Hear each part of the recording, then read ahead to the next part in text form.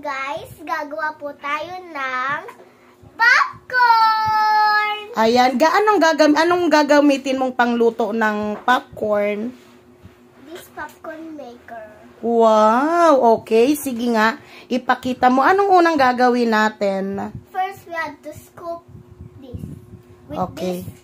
Okay, mag-scoop ka ng corn kernels. Ayan. Sige, bilis. Like that. And then you have to... Turn this on. Okay. And then kapag mainit na, ilalagay mo na siya yung ano. Okay, pwede mo nang ilagay yung corn dyan. Okay. Remove mo na lang. Ayan, ganyan siya guys. At magpa-pop na yan ng kusa. In 3. And then, hindi na tayo gagamit ng oil dyan guys. Yun yung kagandahan dyan. Because, Diba? kasi meron na yung oil sa... No, kasi yung heat lang ang magpapapop sa kanya, not oil. Ayan. So, ayan sa tipyo na. O, diba? So, kaya niya nang gumawa ng popcorn Kasi bata sa pa ako, sarili guys. niya. Kasi bata pa ako guys, nagagawa na ako ng... Okay. So, ayan, makikita nyo na unti-unti na siyang nagpa-pop. And, hihintayin natin siyang bumuhos dito. Ayan, ganyan. Look at that, guys. Ganyan lang ka-easy, di ba? We're making caramel popcorn, guys. Yeah, caramel popcorn bang gagawin natin ngayon? Yay! Okay, tuwang-tuwa na naman yung bata. Ayan. First batch pa lang yan, guys. Gagawa tayo ng madaming popcorn dahil favorite nila yan. Yeah, that's for sure.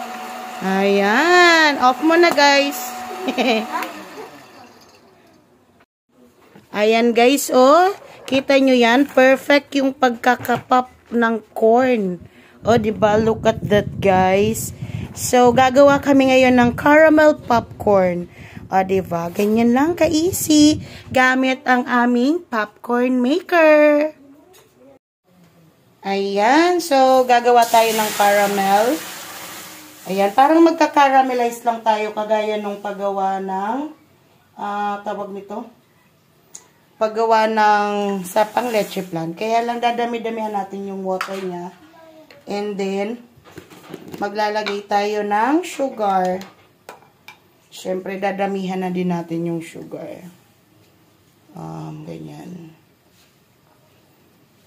So, papakuluin natin yan, guys. As in, ganyan lang. Ayan. Papakuluin natin to.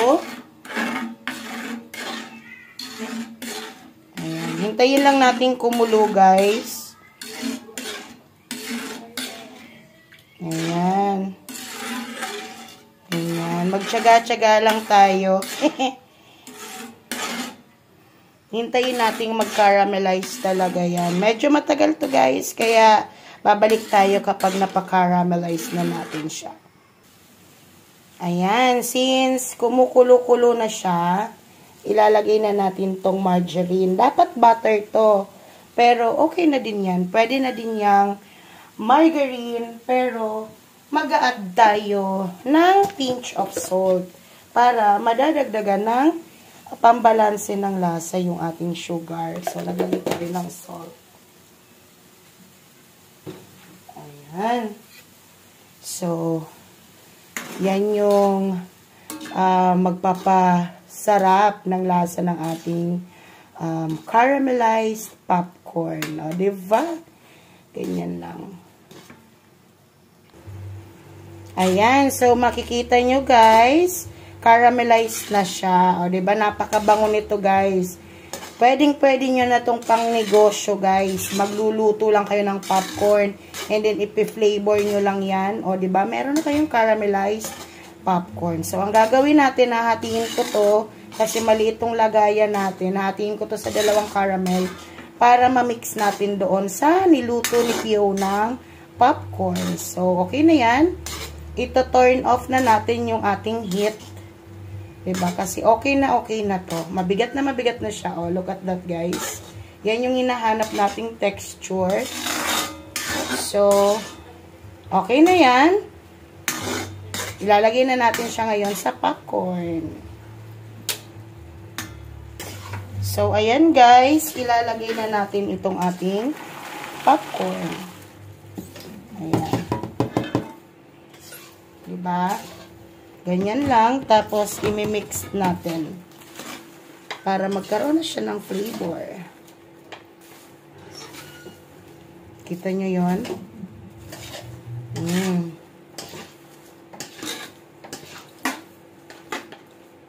Ganyan na ganyan. Alam nyo ba yung popcorn na binibenta sa SM? Naku, kasing lasa lang nito guys. Ilang beses ko nang napatunayan tong gawa ko na to. Diba? Diba? Hindi na namin kailangan pang ano kasi ito magkano lang yung kernels. Tapos asukal lang tsaka butter. O diba? Ganun lang kadali. Ayan, nakukoat na siya. At meron na tayong masarap na caramelized popcorn or caramel popcorn na shock naman talagang magugustuhan ng mga junakis ninyo guys. Ayan. Ayan ang ating caramel popcorn na gawa ni Ate Ching. O, diba?